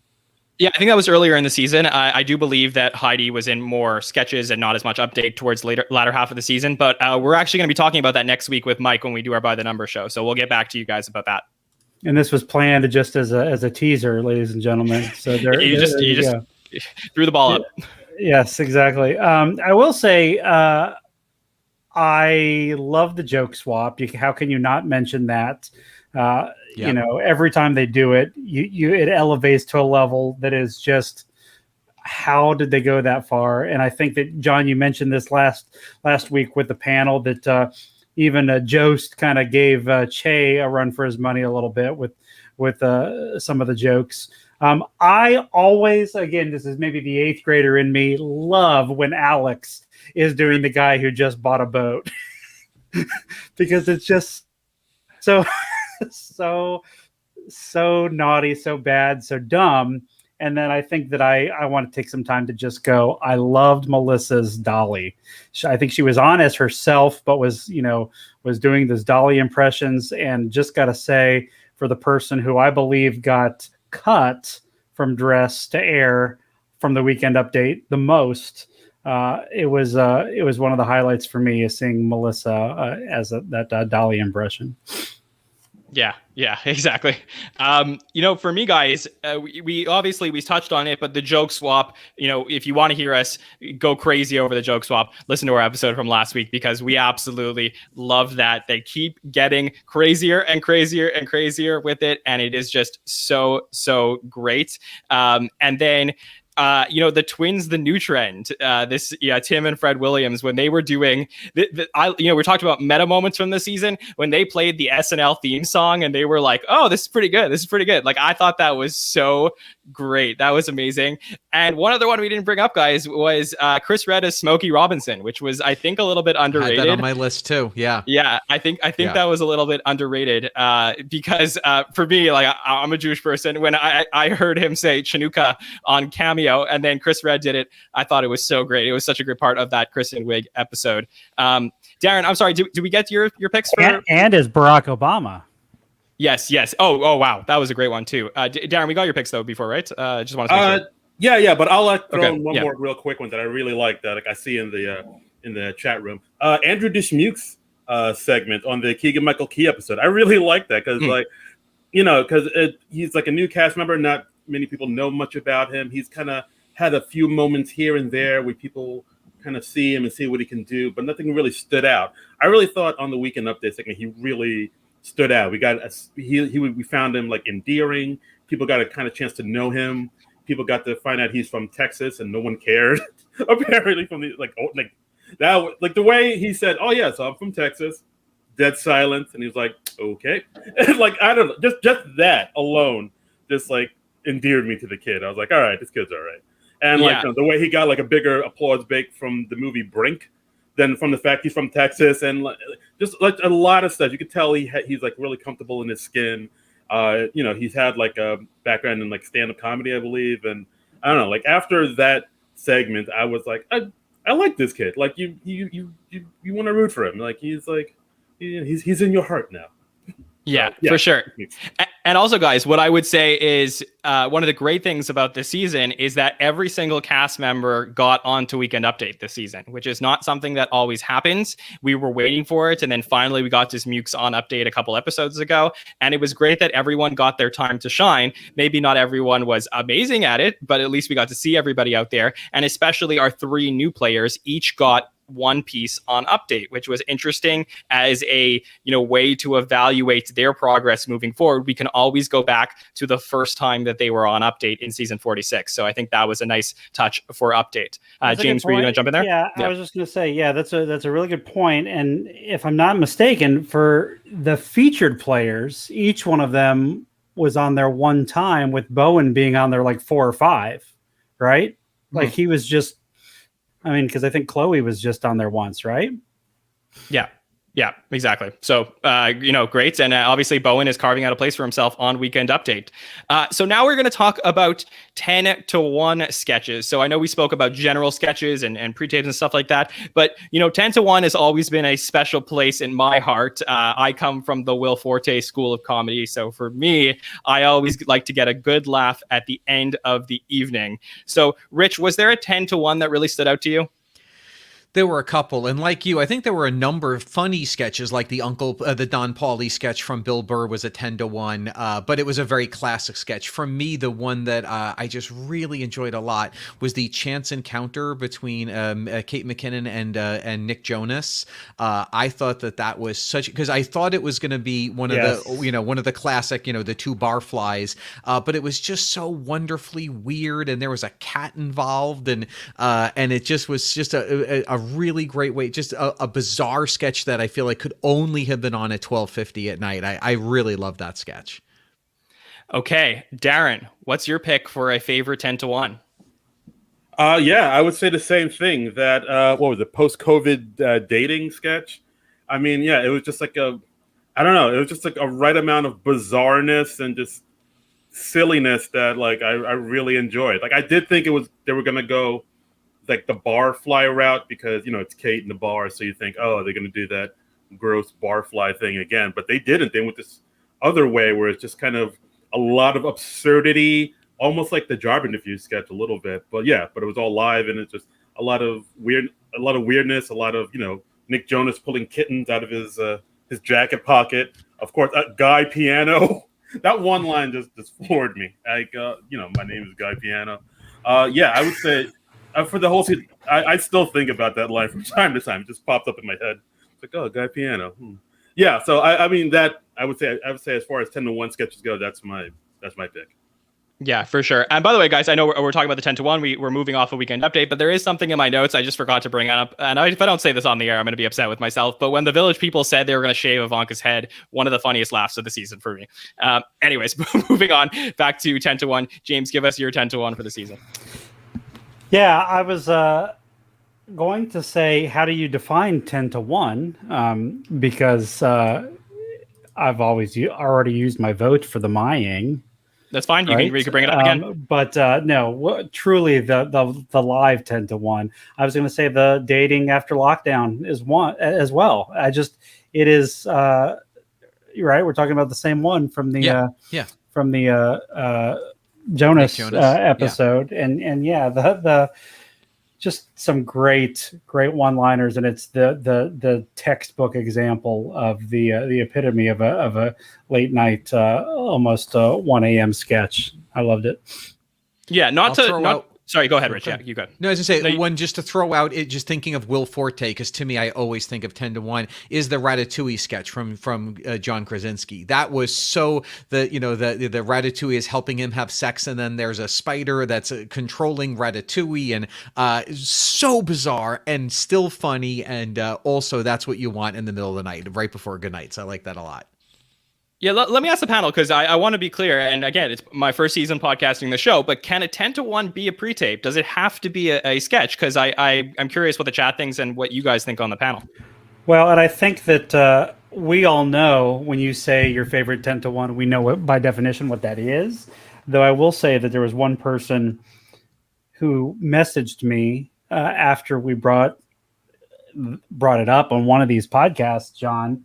The lingo, they didn't know what it was. Maybe it was a new SNL listener or something. But obviously, for those of you listening and not understanding the nomenclature, we're talking about 10 minutes to 1 in that area that they talk about a lot of times. The zany, the most bizarre sketches get landed in that, right? Rich, Darin? Yeah. I mean, I always think of it as the last live sketch of the night. And, because the pre-tapes are shot without knowing where they're going to appear. Obviously, some are intentionally weirder than others, but that's really a rundown issue. My experience is the 10-1 is usually the sketch that Lorne doesn't see. He's sort of just like, but he'll give it to him. He'll like give him the pass of like, all right, put it in the 10-1 slot. And if it makes people laugh, then you'll prove me right. And I think that's often where we're seeing the intentional weird stuff that's buried but not cut. Yeah, I think that the perfect 10-1 that people reference all the time is the potato chip sketch from Will Forte. Yes. That I think that is like your ideal 10-1. My only feeling on it, guys, is that I kind of feel that they don't make these anymore, that they really don't make a sketch that's meant for the last sketch of the night, that the the order of them gets flipped so much now that I don't think there's a person on the cast that's like, oh, we're going to make a 10-to-1 sketch. But anyways, if I'm going to count a pre-tape, so I'm just putting the caveat on there, I think that the grocery wrap from the rege-jean episode for me was an excellent way to end that episode. I just thought it was so funny. And then also I've said enough about the Maya-ing, so that one too. But I'm going to say, for everyone in the chat that says Le Eggs is the best 10-to-1 of the season, you guys have to be trolling me. Like, that can't be serious. Darin, let me get your thoughts. Oh, boy. Yeah, Le Eggs was something special. Le Eggs is, wow. But yeah, I still love the post-COVID dating sketch at the 10-to-1. I'm remembering some more now, like as I look in the chat room. The Sportsmax sketch I thought was really good, as somebody who's in Jersey and surrounded by Jets fans, and my dad's a Jets fan. Like that hit close to home for me. What else was there? Was like another one. I believe it was like a 10-to-1. The Ass Angel one from the Adele episode. Yes. The 80s jeans. Like that was like, because guys, Darin, like a lot of these 10-to-1s or whatever were pre-tapes this season, so we don't have a lot of options in this particular category. I'm curious if this is going to change next season. Well, and I always, as the purist, if the last bit of comedy was a pre-tape, I always count the live sketch before that as, in my head, as the 10-to-1 of the night. Okay, interesting. This is an interesting discussion. Something that we're gonna work through as we continue to podcast about Saturday Night Live. Can I jump in and just say the other thing? 2 points about 10-to-1 that I wanted to mention. One is that sometimes the pre-tape, for the reasons that Rich mentioned earlier, is that they are often shorter, and the timing allows there to be something that needs to go there, and sometimes that's what it is. And back in the day, the Bill Kennys and those that are listening in can attest to, it's re-airing a commercial parody often used to be in that spot as well, just because they didn't have more time to do anything full blown. The other part of it, historian in me wants to say, we can't forget that Wayne's World started in the 10-to-1 spot, at least the first 2 appearances. And that sketch obviously turned into a cold open at some point. So there you have it. Okay, let's move on. Let's talk about our favorite episode from the season. So if I'm going to ask you to give me an episode that really stood out to you that says, okay, your friend's coming over. He says, oh, I haven't watched Saturday Night Live in a long time, or he or she. And they say, show me one episode from the season. I'm curious if I'm going to like it or not. What would you start with, Rich Tackenberg? I'm going to pick one that I don't think anyone else is going to pick because going back, I was like, oh, wait, I really like this episode, was Adele. I thought the Adele was taking the cold open out. I thought there was a lot of funny, and she was really, as someone who I'm like, she's not a comedian, she's not an actress, she's not the musical guest. This is a very bizarre choice. I really liked that sketch. I think between The Bachelor and the Village People, and I thought there was a lot that was going on. The election ad of what are we going to do once Trump is gone. I really liked that episode. I thought it was really, really funny for me. Okay. Darin, give me an episode that you would have to show to someone if they say, give me an episode from season 46. If I got to give them an episode, I got to go with what I think is the strongest episode of the season. To me, Timothy Chalamet and Bruce Springsteen episode. I didn't know much about Timothy Chalamet, and once I saw this episode, I was like, oh, he's actually pretty funny. He's actually really good. This episode had the Lexus commercial. It had the Dionne Warwick sketch. It had Tiny Horse. It had Melissa as Dolly Parton. It had Sports Max. It had the Rap Roundtable. It had a lot of good stuff in it. If you go back and watch it, it had other stuff too that was like maybe not as great, like the Bake Off competition sketch, and it had Coronavirus Family too, which was weird. And the Fauci vaccine cold open of Chalamet was pretty good. It was Anthony Fauci. It was funny. Yeah, exactly. Yeah. If you go back and watch that episode, it's good. Pound for pound, it had a lot of good stuff and a lot of solid material. So I would say I think that was the best one of the season, to be honest. Mm-hmm. James, you have your big board behind you with all the hosts and musical guests, but if you had to pick one, which one is it? Yeah, I am terrible at this, at ranking and coming with favorites. You know that about me, John. And I see Bill Kenny over here in the side. My wife and I have talked about Kaluuya being very strong episode, and I know that's her. Actually, I think looking at my board again, I think her vote is rege-jean Page, actually. But John, when you said what you said a moment ago about if somebody came to you and said, "Show me what Saturday Night Live is. I've never seen it before." The show that we know, the show that we love, is a stamp in time of what is most current. If somebody asked me tomorrow, it would be most relevant for me to show episode 20, the season finale. That's such a BS answer. And that's what I would show them. So if I asked you this question last week, you would say Keegan-Michael Key? That was also a very good episode. I will say, though, that there's something about the season finale that was like, I loved that episode. And everybody in the chat who's see my previous comment again, John, where like I don't think there was an episode that it was like that didn't work for me. There was some really good content in every single one. For me, there have been some really bad shows. There have been stinkers over the years, and for me this year there wasn't one where I was like, that person was not qualified to be a host. And that there was nothing. I mean, everything that we've been talking about, pre-tape, live sketch, monologues or whatever, we've addressed pretty much every episode. I will say though that I think that for right now, I would go with the finale just because I'm going to. I mean, I'll take it if you're saying that the finale was a great episode on its own. But if you're saying I'm just going to show the best, most recent episode, then that's not an answer for me. But I have to challenge James because I think that season 20 was one of my favorites because I watched 1 through 19.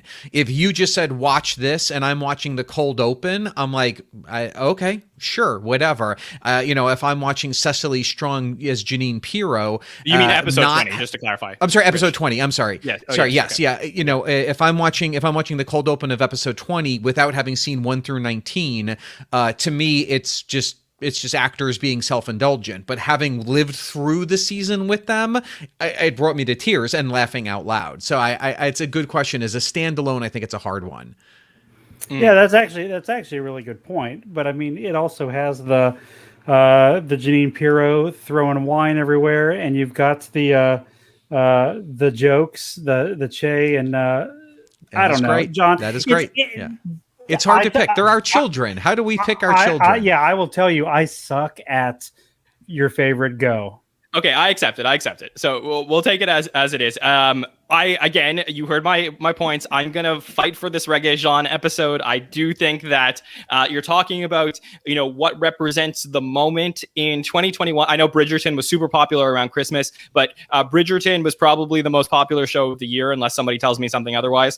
And to have the guy who was a star from this, he comes on. A lot of people don't know him more than, knowing he's the guy from that show. But I think he stamped down that he is a great actor beyond Bridgerton.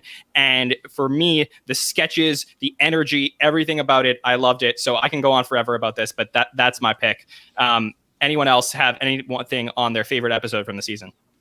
Well, I mean, I'll agree with you, John. I think the rege-jean Page was definitely up there.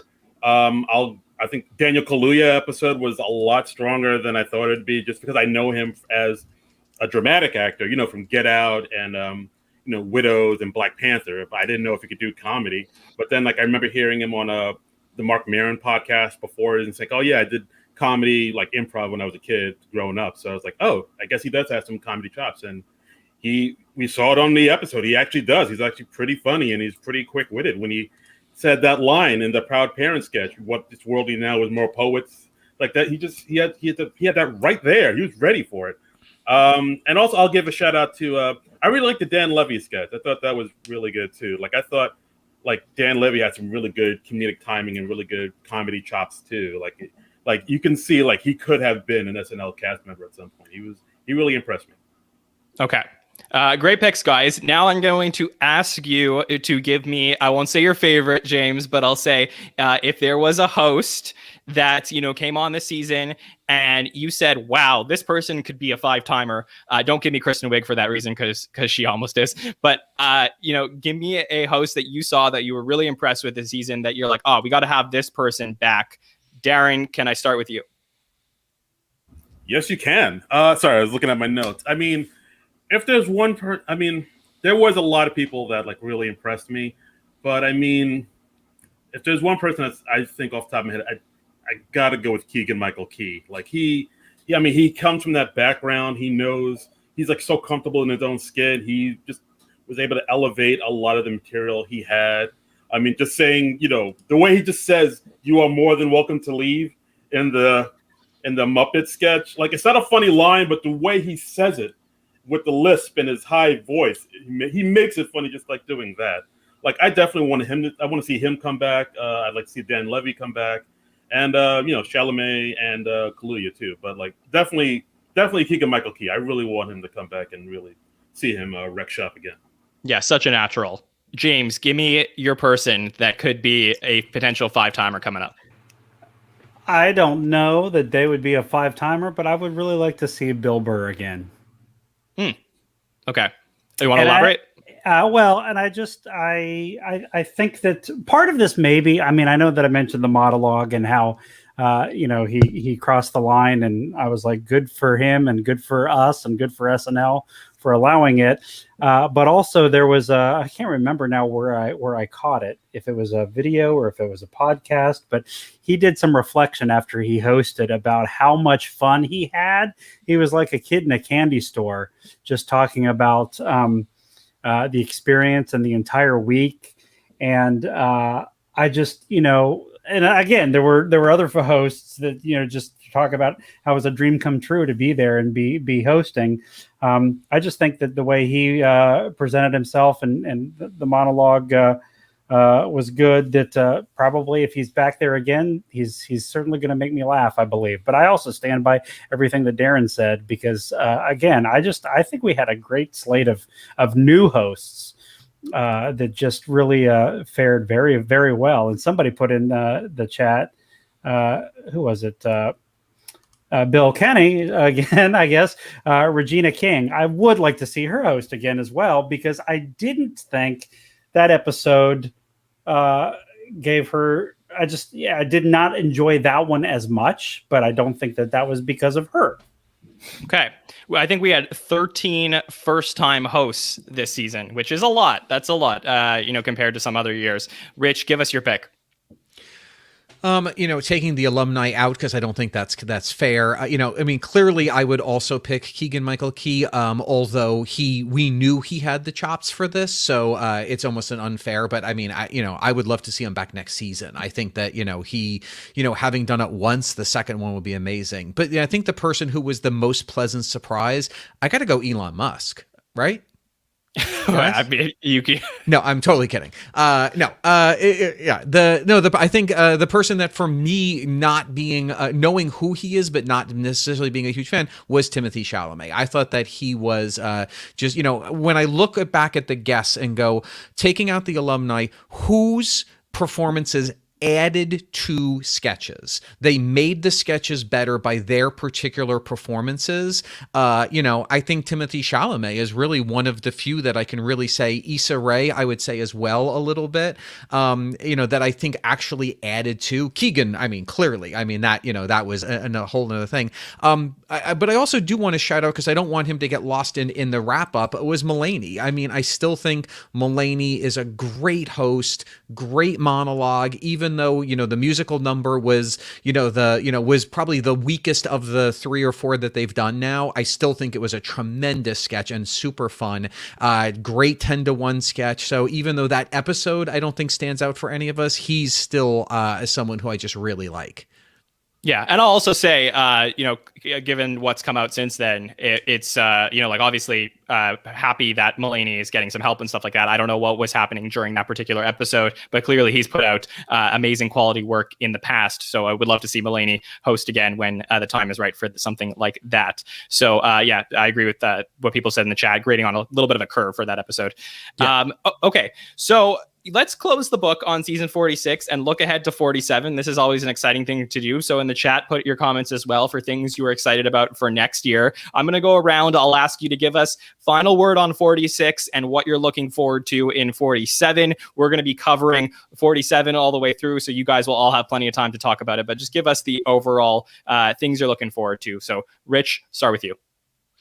Really solid season, lot of funny, amazing that they pulled it off, but really showing that it's too big of a cast, and it's, and I would love to see, going into 47, I'd love to see trimmed down cast. I would love to see, more diversity in featured players, but which we've done and continue to do, but also real diversity in thinking from the writers. I would love to break out of kind of the hive mind that SNL has been, which I think a lot of the sketches we've referred to tonight are examples of breaking out of kind of the SNL 2010s thinking about what's funny and how to sort of sculpt a sketch and what works for a sketch. But I think it could be a real interesting rebuilding year if we'll talk about people in a minute, but I think some people could really start to claim their stake on the show, and with their imprint, I think it could be a new era, which I'm looking forward to. Okay. Darin, final thoughts on 46, looking ahead to 47. I mean, as far as this past season goes, I think it was an amazing feat that they were able to pull off all these shows with all these, throughout this time of COVID when the world was on fire. And as going forward, I agree with Rich. I would like to see it sort of change and become something new. I think, like I said before, we are kind of going towards the change. Like I said before, we are starting to see newer voices and seeing sketches written by different people, and other performers are kind of getting their time to shine, their moment to shine. We're seeing more Ego, more Heidi, more Bowen, more Dismukes a little bit. I just want to see more of that. I just wanted to see the show to become a different thing than what it was. You shouldn't kind of it shouldn't be a show where it just kind of falls back into old patterns. I don't want it to see that. I don't want to see another 7-minute political sketch with Trump or whoever as a cold open. I want to do something. I want different cold opens. I want different ideas. Different people saying different things. I just want something new. It's definitely time. It's past time. It's definitely time to sort of move forward and just bring new things to the forefront, and just not kind of rely on the old tried and true set that they have been before, because they're starting to get tired. A lot of people are getting tired of it, and it's time to shake things up. James, go ahead. Yeah, the cast size, would love for that to be trimmed down a little bit. And I say that in kind of a bittersweet tone, in the sense that I don't really want to see anybody go, but inevitably that will happen. Whether that happens with anyone this year, I think we're still sort of speculating, because I do feel that if anyone was 100% positive that they were not going to return prior to that last episode, we would have seen a declarative statement. I believe. I could be wrong. That being said, what I mean by a smaller cast is if if folks do choose to depart, let's not bring anybody else in. Can we not hire? Can we avoid the reaction to feel like we need to have more featured players, or whatever that is? And then the other thing I think I would say, just in terms of just general writing or platform with the voice of the show, is hopefully less political writing, as we're not in a going into an election year, obviously coming out of that.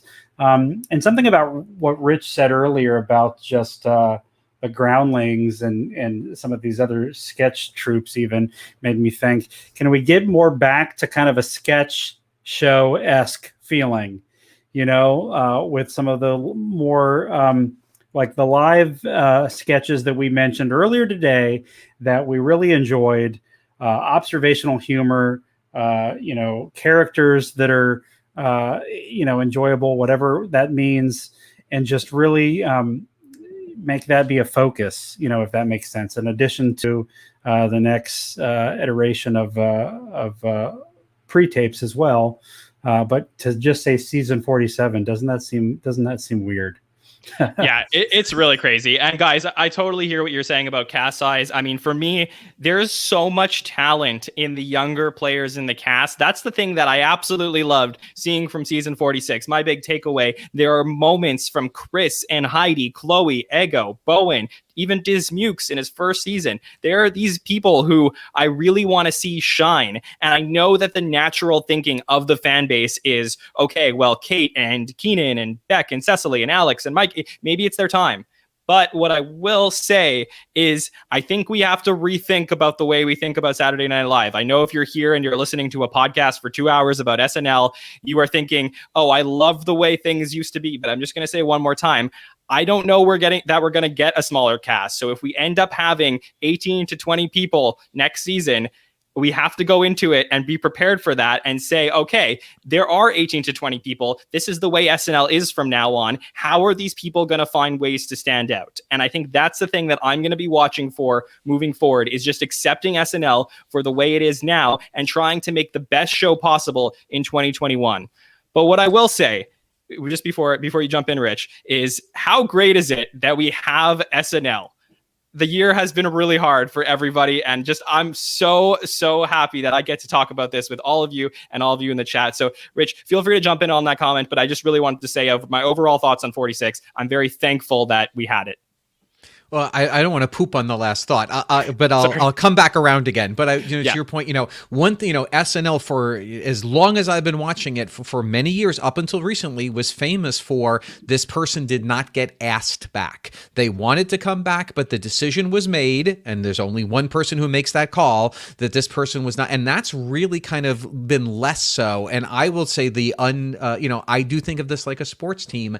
I think we've got a couple of very, very solid players who I think probably should move on, even if it's not their choice, to give a chance for greatness to shine. If someone has been in the cast for 7 years, 6-7 years, and they don't have characters that we're dying to see in a season, then thank you for your time. I loved watching you, but I would rather take a chance on new people who have a chance to be those breakouts that you're probably, if you're not a breakout in your 7th season, you're probably not going to be a breakout in the 8th. Yeah. Yep, that's a great point. Also, before we start wrapping up, I will say, Darin, you were on the very first podcast I did at the end of September. Your prediction was that Will Smith would host this season, so maybe for season 47. But I had the paper, so I thought it would be funny. But yeah, like I said, guys, I'm so happy that we got to talk about this. It's so much fun to go through all the sketches. So for everybody in the chat, really, really appreciative that you guys stuck with us for a couple of hours. If you enjoyed all the content and everything about SNL, we're going to be back next week with our By the Numbers show. So if you like statistics and talking about really, who's doing well on the show or who isn't and why aren't they, we're going to have Mike Murray in here with some special guests to talk about that. So, check out our show next week, and also make sure to review our show on Apple Podcasts or any podcatcher. It really helps people find the show. So I really appreciate that. And subscribe to us on YouTube or any podcatcher as well. It helps with everything that we're doing. So I just want to thank everybody so much for that. Rich Tackenberg, really such an honor to get to podcast with you this season. I had been watching you podcast for a few years, and I always said, one of the dreams would be to get to talk about SNL with Rich Tackenberg. So thank you for joining me on this journey. Where can people reach out to you? First, I want to say, what a treat this has been, and I've only been on, once a month, but on every other episode of SNL Stats, I'm yelling at my podcast, disagreeing with you guys. For some reason, I'm not yelling loud enough for you to hear me. So this has been such a wonderful thing to be part of. So thank you for having me.